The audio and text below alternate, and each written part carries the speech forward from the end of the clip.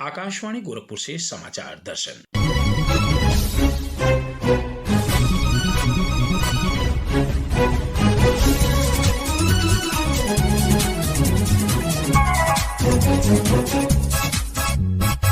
इस अंक में देश की प्रगति और सरकार के ऐतिहासिक कदम।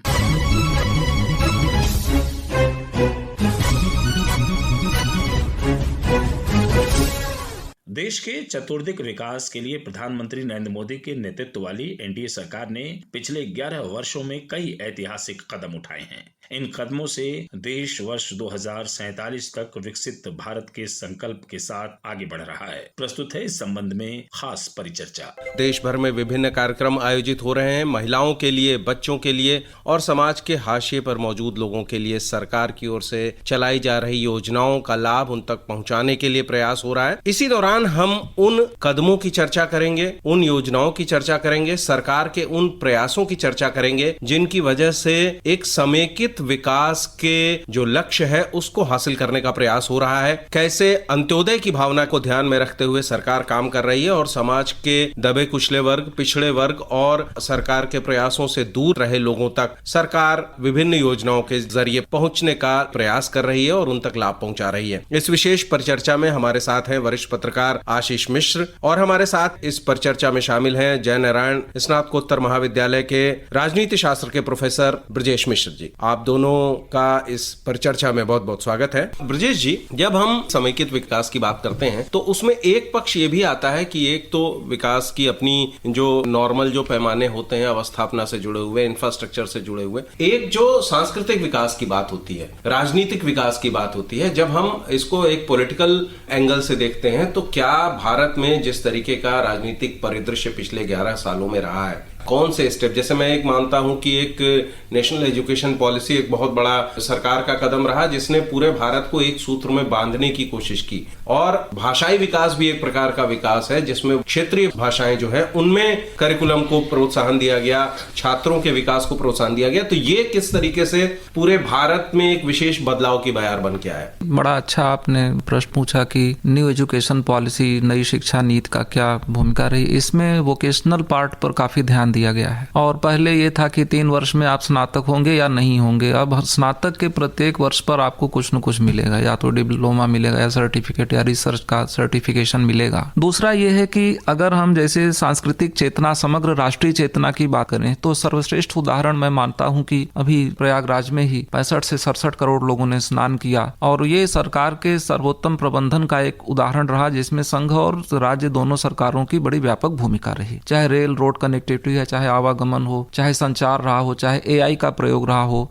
और चाहे सुरक्षा की व्यवस्था रही हो, चाहे स्वच्छता का विषय रहा हो। और जहां तक देखिए देश को एक समग्र विकास देने वाली बात है, योजना आयोग को बदल करके नीति आयोग की स्थापना की गई थी। पहले क्या था, ऊपर से स्कीम्स आती थी, अब जो है ग्रास रूट्स लेवल से स्कीम्स आती हैं, उन पे रिक्वेस्ट आती है और केंद्र उस पर काम करती है। इसी तरह फाइनेंस कमीशन की फंक्शनिंग देखेंगे तो आपको ये पता चलेगा कि राज्यों को जीएसटी जब लागू हुआ तो किसी राज्य को कोई आर्थिकी का नुकसान न हो, तो फाइनेंस कमीशन ने रिकमेंड किया कि भाई जिस राज्य को किसी प्रकार की जीएसटी से नुकसान होगा टैक्स कलेक्शन में, तो केंद्र सरकार उसकी भरपाई करेगी। और आप देखेंगे तो जीएसटी का जो रिफॉर्म था वो एक भारत को नए लेवल की, नई जनरेशन की प्रोग्रेस के लिए एक बहुत बड़ा कदम था, क्योंकि हम लोकतांत्रिक देश हैं, हमारे यहाँ मतभेद बहुत है और इसके लिए बहुत व्यापक समर्थन की आवश्यकता थी और राज्यों के अनुमोदन की भी आवश्यकता थी। और अभी आपने देखा अचानक से जैसे सरकार ने जीएसटी के स्लैब्स में परिवर्तन किया, ये नेक्स्ट लेवल रिफॉर्म्स के लिए हमें चाहिए था। हमें प्राइस घटानी ही पड़ेगी, मैन्युफैक्चरिंग को स्ट्रांग करना ही पड़ेगा, हमको जो है अपने डिफेंस सेक्टर को मजबूत करना ही पड़ेगा। अभी जिस तरह की अंतरराष्ट्रीय स्तर पर घटनाएं घट रही हैं, वहां पर यह पता चलता है कि भारत की एक व्यापक सांस्कृतिक चेतना के साथ साथ एक व्यापक आत्मनिर्भरता और हमारी जो आर्थिक शक्ति है, ये सब एक साथ चलेंगे, तब हम एक नवीन भारत की ओर जो हम लक्ष्य रखते हैं उसको प्राप्त कर पाएंगे।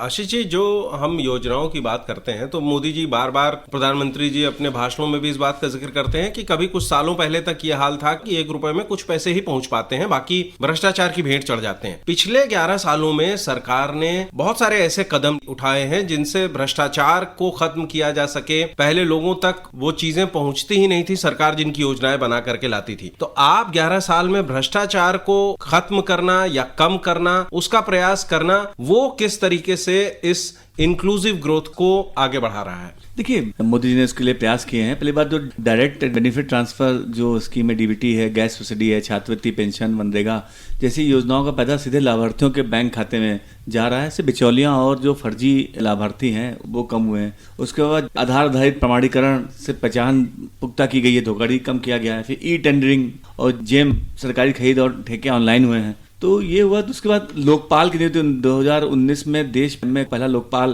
की भी बात हुई। और फिर भ्रष्टाचार निवारण अधिनियम आया, बेनामी संपत्ति कानून आया, जीएसटी है और इंसॉल्वेंसी एंड बैंकरप्सी कोड जो बैंकों में जो हेरफेर होता है उसके लिए एक प्रावधान किया गया। और नोटबंदी किया था 2016 में, इसको भी हमें इसमें जोड़ना चाहिए क्योंकि वो भी एक बहुत बड़ा काले धन और नकली नोटों पर रोक लगाने का पहला कदम था। और इसके असर के लेकर अलग अलग मतभेद, लेकिन इसके सकारात्मक परिणाम हैं वो दिखाई पड़े थे। जो एक बड़े पैमाने पर ब्लैक मार्केटिंग बहुत साहसी कदम था वो, साहसी कदम था। फिर उसका पीएम किसान और ऑनलाइन पोर्टल किसानों के शुरू किए गए। सीबीआई और ईडी को मजबूत किया गया, उसको उनको अधिक पावर दिए गए ताकि वो भ्रष्टाचार में लिप्त लोगों पर सीधे कार्रवाई कर सकें। और सोशल ऑडिट का एक प्रक्रिया शुरू की हर चीज़ का। तो इससे ये डिजिटलाइजेशन, कानूनी सुधार, ये सब से एक पारदर्शिता आई और भ्रष्टाचार पर नियंत्रण लगा।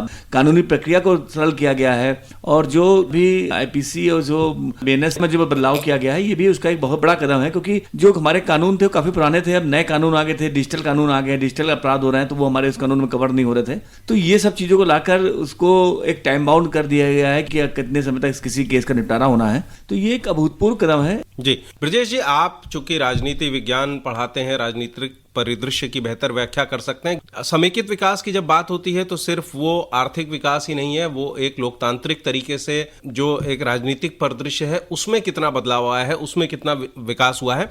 आप 11 सालों में देखते हैं किस तरीके से लोकतंत्र मजबूत हुआ है। जो कटुता राज्य और केंद्र संबंधों में कभी कभार पहले देखने को मिलती थी, अभी उसमें केंद्र का किस प्रकार का रिस्पॉन्स रहता है। कुल मिलाकर के राजनीतिक परिदृश्य को आप कितना बदला हुआ महसूस करते हैं? देखिए, राजनीतिक परिदृश्य में स्वतंत्रता के बाद बहुत व्यापक परिवर्तन आया है। मैं समझता हूं 2014 के चुनाव ने पहली बार पूरे कॉलोनियल माइंडसेट को डीकोलोनाइज करने का काम हुआ था और उसका देश को लाभ हुआ है। जब कोई देश किसी एक नए युग में प्रवेश करता है तो नए युग के अनुरूप उसको नेतृत्व की सख्त आवश्यकता होती है। बिना नेतृत्व के हम कोई नया कदम, कोई नया बड़ा परिवर्तन नहीं देख सकते हैं। भारत एक जो लीग पर चल रही राजनीति थी उससे बहुत बाहर आया और बार बार सरकार का जो चुनाव हुआ, अगर आप पॉलिटिकली इसको एनालाइज करेंगे, जनता ने बार बार मैंडेट दिया इस सरकार, प्रधानमंत्री जी को तीसरी बार मैंडेट मिला। तो ये जो है एक व्यापक जनमानस में परिवर्तन को प्रदर्शित करता है और लोगों के अंदर अब एक प्रश्न चिन्ह भी है कि भारत का जो भविष्य है वह निष्पक्ष और स्वतंत्र नेतृत्व में ही है जी। तो मैं समझता हूं कि एक लीग से हटकर के राजनीति तो है।